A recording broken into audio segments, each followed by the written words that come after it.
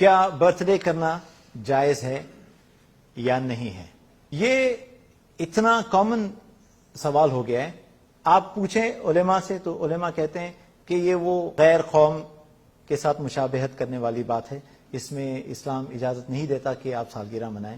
لیکن اگر تھوڑا سا آپ کمپیریٹو ریلیجن کی اسٹڈی کریں گے تو آپ کو اس کی جڑیں پتہ چلیں گی کہ یہ کہاں سے رہا ہے. میں اس کو تھوڑا سا ڈیٹیل میں اس سوال کو ڈسکس کرنا چاہوں گا، کیونکہ اتنے دفعہ یہ سوال کیا جاتا ہے کہ برتھ ڈے منانا صحیح ہے یا غلط ہے. علماء کہتے ہیں کہ نہیں منانا چاہیے. کیوں نہیں منانا چاہیے؟ یہ سوال اس بات پہ زیادہ بات ہوئی نہیں کبھی، تو میں آپ کو اس کی اصلیت جو ہے وہاں لے کے چلتا ہوں. میں نے کہا اگر کوئی اس طرح کا کام ہو دنیاوی تو آپ اس میں شرکت کر سکتے ہیں، لیکن اگر شرک ثابت ہو جائے تو پھر یہ ہمارے لیے حرام ہو گیا. ہم یہ مانتے ہیں کہ ہم کلمہ پڑھنے والے ہیں، ہم مانتے ہیں لا الہ الا اللہ محمد رسول اللہ، اس کلمے کو ہم مانتے ہیں. اور جو ایک چیز جس سے ہم بچنے کی کوشش کرتے ہیں وہ ہے شرک. فرض کرے آج کوئی اپنی سالگرہ آج کے دن منا رہا ہے، تو جس دن آج وہ پیدا ہوا اس دن ہو سکتا ہے 1000 2000 بچے اور بھی پیدا ہوئے تھے، تو اس کی پیدائش میں کون سی بڑی بات ہو گئی کہ سیلیبریشن کی نوبت کہاں سے آ گئی؟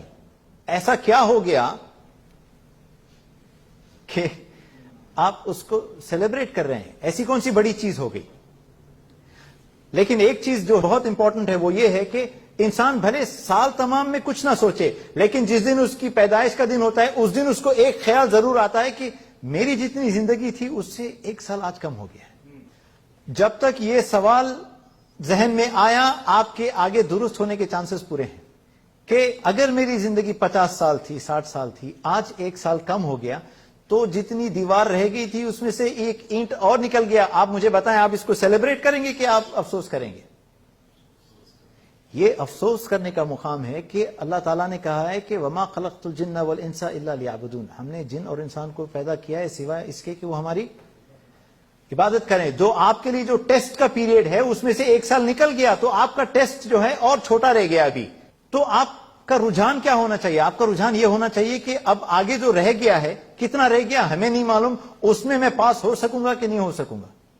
اور فطری طور پہ یہ خیال انسان کو آتا ضرور ہے، لیکن جہاں یہ سیلیبریشن شروع ہو گئی اس خیال کو مار دیا جاتا ہے. 12 بجے نہیں کہ بس میسیجز شروع ہوئے، ادھر سے مبارکباد آ گئی، ادھر سے میسیجز آ رہے ہیں، ادھر سے سرپرائز آ رہا ہے، کیک آ رہا ہے. یہ انسان کو اس خیال پہ سوچنے کا موقع نہیں ملتا، اور اس دن آپ اس خیال سے چوک گئے تو پھر آپ کا پورا سال گیا. تو یہ سیلیبریشن کے پیچھے یہ کہ اس خیال سے آپ کو دور کیا جا رہا ہے. اب یہ آیا کہاں سے؟ میں نے کہا کہ جس دن کوئی بچہ پیدا ہوا اس دن 10,000 اور پیدا ہوئے ہوں گے. تو کمال کیا ہوا؟ سیلیبریشن اس وقت کی جاتی ہے جبکہ کوئی بڑی چیز ہوئی ہو. تو یہ شروع کہاں سے ہوا ہے؟ کس نے شروع کیا تھا یہ پہلے؟ اگر آپ بائبل پڑھیں گے تو کتاب تخلیق باب نمبر 40 لائن نمبر 20 میں جس شخص نے پہلے برتھ ڈے جو منائی تھی وہ فرعون تھا. وجہ؟ عام آدمی تو روز پیدا ہو رہے ہیں، کیونکہ اس نے خدا ہونے کا دعویٰ کیا تھا تو اس نے کہا کہ جب خدا پیدا ہوا ہے تو یقیناً کوئی بڑی بات ہوئی ہے، تو سیلیبریشن بنتا ہے. نعوذ باللہ، کسی دن خدا پیدا ہو رہا ہے جس کا وہ دعویٰ کر رہا تھا تو اس کا سیلیبریٹ کرنا سمجھ میں آتا ہے.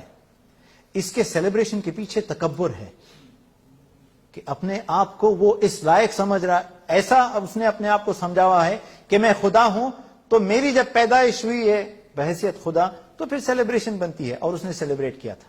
یہ آپ مجھے بتائیں اس میں شرک ہے کہ نہیں ہے؟ ہم کہتے ہیں ہم مانتے ہیں لا الہ الا اللہ محمد رسول اللہ کو، اور کس کی سنت پہ چل رہے ہیں؟ فرعون کی. اور آخرت میں کون سی امت میں اٹھنا ہے؟ ہمیں اٹھنا ہے محمد صلی اللہ علیہ وسلم کی قوم میں. لیکن کرنا وہ ساری چیزیں ہیں جو غیر مسلم قومیں کرتی آئی ہیں. یہ نہ صرف غیر مسلم قوم کا ہے بلکہ اس کی جو شروعات ہے وہ ٹوٹل شرک پہ ہے. فرعون جو اسلام کا سب سے بڑا دشمن ثابت ہوا ہے، اس نے یہ سالگرہ منائی تھی یہ سوچ کے کہ آج میں پیدا ہوا ہوں اور خدا ہوں. اس حیثیت سے اس نے یہ جو چیز شروع کی تھی، آج ہم اس کو منانے لگیں گے تو پھر ہم کہاں سے محمد صلی اللہ علیہ وسلم کی امتی ہوں گے؟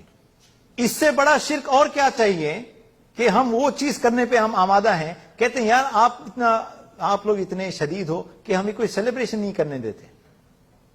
بھئی کون منع کر رہا ہے؟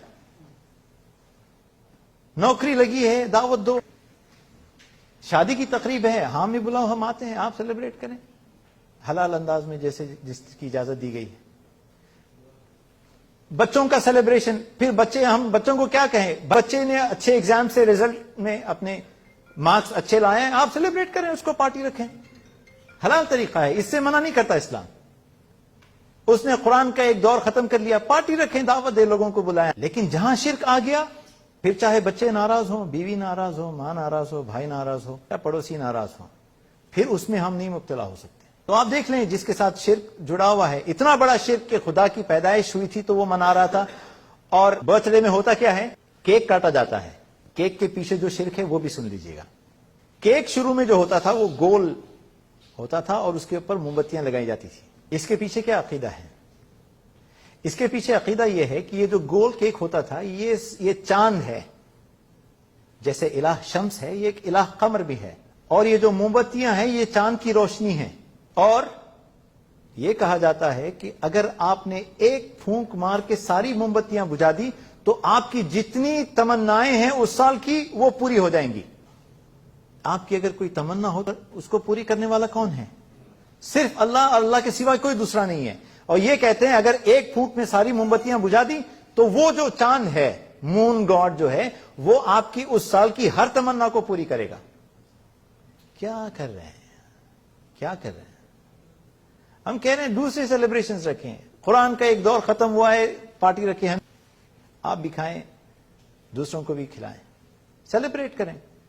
برتھ ڈے کا کیک کیوں کھلانا چاہتے ہیں ہمیں اور خود کیوں کھا رہے ہیں، جبکہ اس میں صرف شرک ہے اور شرک کے علاوہ کچھ نہیں ہے۔ تو یہ اگر آپ اس کی جڑوں تک جا کے دیکھیں کہ اس کی جڑ کہاں سے آ رہی ہے، تو پھر اسلام میں یعنی سالگرہ منانے کا کوئی جواز نہیں بنتا۔ اور یعنی ذمہ داری کے ساتھ اگر میں یہ کہوں تو غلط نہیں ہوگا کہ اس کی جڑ جو ہے اس کی روشنی میں اگر آپ دیکھیں تو سالگرہ منانا حرام ہے۔